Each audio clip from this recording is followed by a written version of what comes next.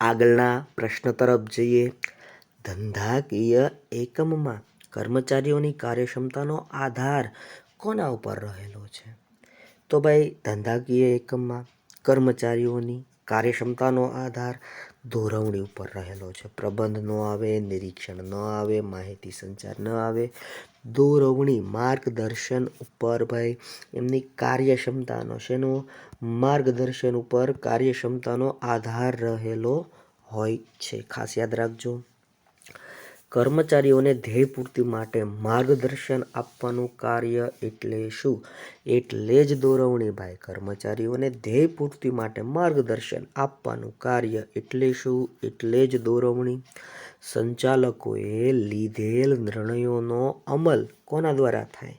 સંચાલકો જે પણ નિર્ણય લે એનો અમલ બરાબર કોના દ્વારા થાય? તો દોરવણી દ્વારા થાય.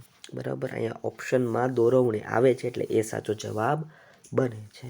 વિડીયો ગમતો હોય તો લાઈક કરો, શેર કરો, કમેન્ટ સેક્શનમાં કમેન્ટ કરો.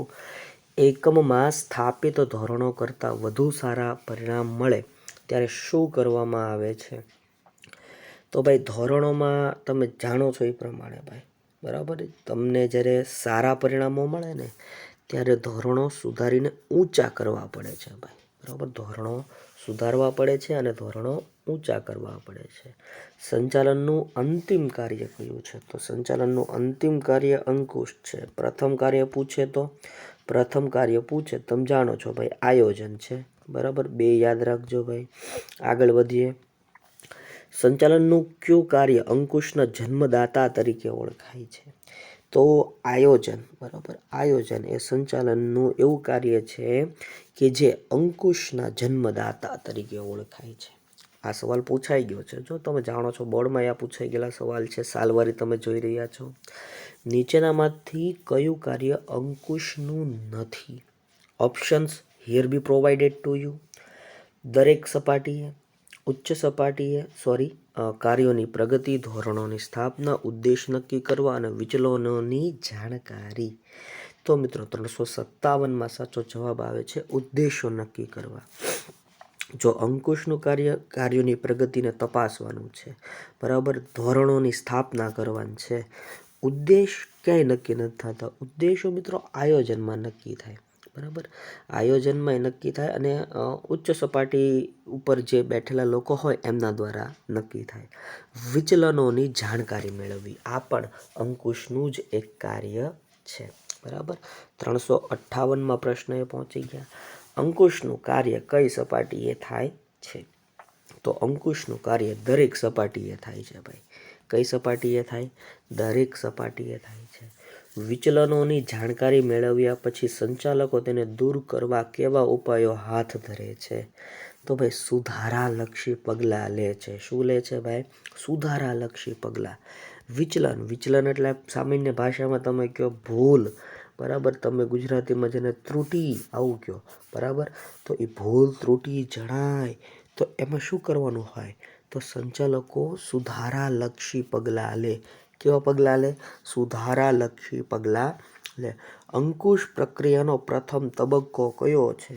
તો અંકુશ પ્રક્રિયાનો પ્રથમ તબક્કો છે ભાઈ ધોરણોની સ્થાપના. ધોરણોની સ્થાપના. પ્રયત્ન, પરિણામ તથા સાધનો અને ઉદ્દેશો વચ્ચે સંતુલન સાધવાનું કાર્ય એટલે શું?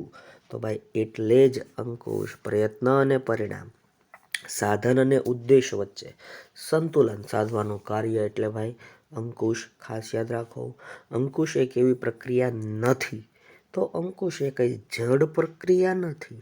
હા, સતત ચાલતી પ્રક્રિયા છે, આંતરિક પ્રક્રિયા છે, ગતિશીલ પ્રક્રિયા છે, પણ અંકુશ એ જડ નથી. બરાબર, યાદ રાખજો. આયોજન અનુસાર કાર્ય થાય છે કે નહીં તે જોવાની કામગીરી સંચાલનનું કયું કાર્ય કરે છે? તો આયોજન મુજબ કામ થાય છે કે નહીં તે કામગીરી કોના દ્વારા તપાસવામાં આવે? અંકુશ દ્વારા ભાઈ. શેના દ્વારા? અંકુશ દ્વારા નક્કી થતું હોય છે. અંકુશ એ કેવી પ્રક્રિયા છે? તો અંકુશ તમે જાણો છો એ પ્રમાણે ભાઈ અંકુશ એ કેવી પ્રક્રિયા છે? આંતરિક ગતિશીલ સતત આપેલ તમામ ભાઈ બરાબર આપેલ તમામ અંકુશ એ આંતરિક પ્રક્રિયા છે, ગતિશીલ પ્રક્રિયા છે અને સતત પ્રક્રિયા છે. અંકુશ એ કેવી પ્રક્રિયા છે? પાછું આવ્યું ભાઈ તો આંતરિક જડ ગતિશીલ અને સતત 365 એમાં જવાબ આવશે આંતરિક બરાબર. 365માં જવાબ શું આવે છે? આંતરિક પ્રક્રિયા છે. ખાસ યાદ રાખજો. આગળ વધીએ. આયોજન અને અંકુશ શેની સામે રક્ષણ પૂરું પાડે છે? તો આયોજન અને અંકુશ શેની સાથે ભાઈ રક્ષણ પૂરું પાડે છે? પરિવર્તનો સામે. શેના સામે ભાઈ? પરિવર્તનો સામે ભાઈ રક્ષણ પૂરું પાડે છે. જો આયોજન અને અંકુશ આ બંને એવા વસ્તુઓ છે, એવા પગથિયાઓ છે કે જે ભવિષ્યમાં આવનારા પરિવર્તનો હોય એને પહોંચી વળવા માટે બરાબર એને રક્ષણ પૂરું પાડે છે. પહોંચી વળવા માટેની વાત છે. અંકુશનું કાર્ય સંચાલનની દરેક સપાટીએ કોણ કરતા હોય છે? તો તમે જાણો છો એ પ્રમાણે અંકુશનું કાર્ય સંચાલનની દરેક સપાટીએ કોના દ્વારા કરવામાં આવે? અધિકારીઓ દ્વારા ભાઈ બરાબર. અધિકારી દ્વારા આ અંકુશનું કાર્ય દરેક સપાટીએ કરવામાં આવતું હોય છે. અંકુશને કારણે અસ્તિત્વ ધરાવે છે. અંકુશના કારણે કોણ અસ્તિત્વ ધરાવે છે? તો અંકુશના કારણે આયોજન અસ્તિત્વ ધરાવે છે બરાબર. કીધું ભાઈ આયોજન મુજબ કામ થાય છે કે નહીં તે જોવાનું કાર્ય એટલે ભાઈ તમે જાણો છો એ પ્રમાણે અંકુશ. પ્રાપ્ત થયેલા વિચલનો જ્યારે સ્વીકારી લેવામાં આવે છે, પ્રાપ્ત થયેલા વિચલનો જ્યારે સ્વીકારી લેવામાં આવતા હોય છે બરાબર ત્યારે સામાન્ય હોય છે, વધુ હોય છે, ઓછા હોય છે કે અવાસ્તવિક હોય છે? આમ તો સામાન્ય હોય ત્યારે જ સ્વીકારવામાં આવતા હોય.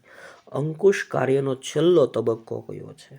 તો અંકુશ કાર્યનો છેલ્લો તબક્કો સુધારાલક્ષી પગલાં છે વાલા. કયો પ્રશ્ન? તો 370મો પ્રશ્ન. અંકુશ કાર્યોની વાત કરીને એમાંય છેલ્લા તબક્કાની વાત કરી તો એનો છેલ્લો તબક્કો સુધારાલક્ષી પગલાં છે ભાઈ. કયો છે? સુધારાલક્ષી પગલાં. આગળ વધીએ. અંકુશ માટે માહિતીનું સંપાદન નીચેના પૈકી કોના દ્વારા થતું નથી? જોઈએ ઓપ્શન્સ. અંગત નિરીક્ષણ, મૌખિક અહેવાલ, લેખિક અહેવાલ, ટેલિફોનનો ક્યાંય ઉપયોગ થતો નથી. એટલે અહીંયા જવાબ શું આવશે ભાઈ? ટેલિફોન. ખાસ યાદ રાખજો. અંકુશ માટેના ધોરણોની પસંદગી કોણ કરે છે? તો અંકુશ માટેના ધોરણોની પસંદગી ઉચ્ચ સપાટી સંચાલન કરે. કોણ કરે ભાઈ? ઉચ્ચ સપાટી સંચાલન કરે. અંકુશ પ્રક્રિયાની જરૂરિયાત કયા તબક્કાથી થાય છે? તો અંકુશ પ્રક્રિયાની જે વાત છે ને એ ધોરણોની સ્થાપનાથી થાય છે. ક્યાંથી થાય છે ભાઈ? ધોરણોની સ્થાપનાથી. અંકુશ પ્રક્રિયાના તબક્કામાં કોનો સમાવેશ થતો નથી? તો ધ્યેયોની સ્પષ્ટતા ભાઈ. ધ્યેયોની સ્પષ્ટતાનો સમાવેશ થતો નથી. ઉપરી અધિકારી કઈ બાબતોની સોંપણી કરી શકતા નથી? તમને ઓપ્શન આપેલા છે ઉત્તરદાયિત્વ, ફરજ, સાધનોની અને સત્તાની. તો ઉત્તરદાયિત્વની સોંપણી કરી શકતા નથી ભાઈ. ઉત્તરદાયિત્વની સોંપણી કરી શકતા નથી. અંકુશ કાર્યમાં લાંબા ગાળાના અનુમાનો કોના આધારે કરવામાં આવે છે? તો લાંબા ગાળાના જે અનુમાનો હોય છે બરાબર, લાંબા ગાળાના અનુમાનો એ કોના આધારે થતા હોય છે? તો વર્તમાન પ્રવૃત્તિઓના આધારે લોંગ ટર્મ પ્લાનિંગ કરવામાં આવતું હોય છે. વિચલનોની તપાસ કર્યા પછી સુધારાલક્ષી પગલાં લેવામાં આવે તો શું થાય? તો સ્વાભાવિક છે ભાઈ વિચલનોનું પ્રમાણ ઘટે. એ ઓપ્શન. વિચલનોનું પ્રમાણ ઘટવા લાગે છે. અંકુશના પ્રમાણમાં વધારા ઘટાડાનો આધાર કોના ઉપર છે? તો અંકુશના પ્રમાણમાં વધારા ઘટાડાનો જે પ્રભાવ છે, જે આધાર છે એ કોના ઉપર હોય છે? સંચાલનની સપાટી ઉપર. સંચાલનની સપાટી ઉપર હોય છે. નીચેના પૈકી કઈ બાબત વચ્ચે સમતુલા જાળવવા માટે અંકુશનું કાર્ય ઉપયોગી છે? તો એમાં આવે છે પ્રયત્ન અને પરિણામ. પ્રયત્ન અને પરિણામ સાચો જવાબ અહીં આપણી સમક્ષ આવે છે. નીચેના પૈકી કઈ બાબત નીચેના પૈકી કઈ બાબત વચ્ચે સમતુલા સાધવાનું કાર્ય અંકુશનું છે? તો ઓપ્શન આપ્યા છે, એમાં જવાબ આવે છે સાધન અને ઉદ્દેશ. બરાબર, સાધન અને ઉદ્દેશની વાત છે ભાઈ. આગળ વધીએ. નીચેના પૈકી કઈ બાબત અંગે સુધારાલક્ષી પગલાં લેવાનું કાર્ય અંકુશનું છે? જો પહેલામાં સમતુલા હતું ને હવે સુધારાલક્ષી. તો તમે જાણો છો વિચલનોને દૂર કરવા ભાઈ. જે ભૂલ રહી ગઈ હોય, જે ત્રુટિ રહી ગઈ હોય અથવા જે ખામી રહી ગઈ હોય, એ ખામીને દૂર કરવા માટેની કામગીરી બજાવવાની હોય છે. આગળ વધીએ. આયોજન અનુસાર કામ થાય છે કે નહીં તે જોવાની કામગીરી સંચાલનને કયું કાર્ય દ્વારા કરવામાં આવે છે? તો અંકુશ દ્વારા થાય. કોના દ્વારા થાય? અંકુશ દ્વારા થાય. અંકુશ એ કેવું કાર્ય છે? તો વિધેયાત્મક. બરાબર, વિધેયાત્મક છે ભાઈ, નિષેધાત્મક નથી, વિધેયાત્મક છે. બરાબર, ખાસ યાદ રાખજો. જો આવ્યું ભૂલો, ત્રુટિઓ, મુશ્કેલીઓ અને વિચલનોને શોધી તેમને દૂર કરનાર કાર્ય એટલે શું? એટલે ભાઈ દોરવણી, નહીં અંકુશ. બરાબર, એટલે શું? અંકુશની વાત છે. ખાસ યાદ રાખજો ભાઈ. ભૂલો, ત્રુટિઓ, મુશ્કેલીઓ અને વિચલનોને શોધી કાઢવાની અને એને દૂર કરી નાખવાની, એટલે જ ભાઈ અંકુશ. અંકુશનો જન્મદાતા કોણ? તો અંકુશનો જન્મદાતા આયોજન. બરાબર, શેના માટે આયોજન પૂર્વ શરત છે? તો તમે જાણો છો એ પ્રમાણે ભાઈ અંકુશ માટે આયોજન એ પૂર્વ શરત છે. સંચાલનની કાર્યક્ષમતા માપવાનું બેરોમીટર કોને કહે છે? તો સંચાલનની કાર્યક્ષમતા માપવાનું બેરોમીટર અંકુશને કહે છે. શેના વગરનું ઔદ્યોગિક એકમ સારથી વગરના રથ જેવું ગણાય છે? તો અંકુશ વગરનું ભાઈ. બરાબર, અંકુશ વગરનું જે ધંધાકીય એકમ હોય એ સારથી વગરના રથ જેવું ગણાય. એક નિષ્ણાંતે આયોજન અને અંકુશને કોની સાથે સરખાવેલ છે? તો જોડિયા બાળક સાથે સરખાવેલ છે ભાઈ. કેવા ભાઈ? ટ્વિન્સ. બરાબર, ટ્વિન્સ બ્રધર્સ એવું કીધેલું છે. આયોજનને શેની સાથે જોડિયા બાળક જેવો સંબંધ છે? તો અંકુશ સાથે જોડિયા બાળક જેવો સંબંધ છે. આયોજન ધ્યેય નક્કી કરે છે અને કોણ તેને અસરકારક બનાવે છે? તો આયોજન ધ્યેય નક્કી કરે છે અને અંકુશ તેને અસરકારક બનાવે છે. અંકુશ તેને કેવું બનાવે ભાઈ? અસરકારક બનાવે. આયોજન ધ્યેય નક્કી કરે છે અને કોણ તેને અસરકારક બનાવે છે? તો તમે જાણો છો એ પ્રમાણે ભાઈ અંકુશ. આગળ વાત કરી. અંકુશની પ્રક્રિયાનો છેલ્લો તબક્કો કયો છે? તો સુધારાલક્ષી પગલાં લેવા. બરાબર, સુધારાલક્ષી શું લેવાની વાત છે? પગલાં લેવાની વાત છે. ખાસ યાદ રાખજો ભાઈ. આગળ વધીએ. આયોજનને અમલમાં મૂકવા શેની રચના કરવામાં આવે છે? તો આયોજનને તમારે જો અમલમાં મૂકવું હોય તો વ્યવસ્થા તંત્રની રચના કરવી પડે ને, એટલે કે એ ઓપ્શન. સંપત્તિના મહત્તમીકરણનો હેતુ બીજા કયા નામે ઓળખાય છે? તો સંપત્તિના મહત્તમીકરણનો હેતુ, બરાબર, એ ચોખ્ખું વર્તમાન મૂલ્યના નામે ઓળખાય છે ભાઈ. ચોખ્ખા વર્તમાન મૂલ્યના નામે. મૂડી માળખાના કેટલા પ્રકાર પડે? તો મૂડી માળખાના 4 પ્રકાર પડે. બરાબર, મૂડી માળખાના કેટલા પ્રકાર પડે? 4. ઇક્વિટી અને દેવાના યોગ્ય પ્રમાણ ધરાવતા મૂડી માળખા એટલે શું? તો એમાં સાચો જવાબ આવે છે ઇષ્ટતમ મૂડી માળખું. કેવું મૂડી માળખું? ઇષ્ટતમ મૂડી માળખું. નાણાકીય સંચાલન કોની સાથે સંબંધ ધરાવે છે?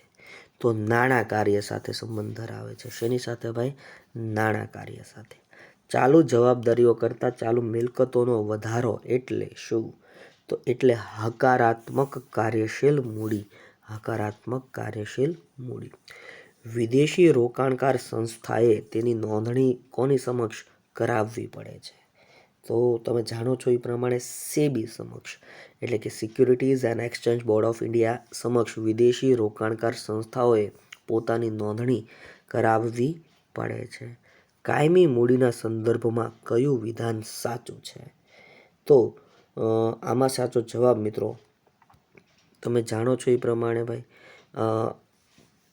આમાં સાચો જવાબ આવે છે સી ઓપ્શન. તરલતાનું પ્રમાણ નજીવું છે ભાઈ. બરાબર, કયું વિધાન સાચું છે? તરલતાનું પ્રમાણ નજીવું છે.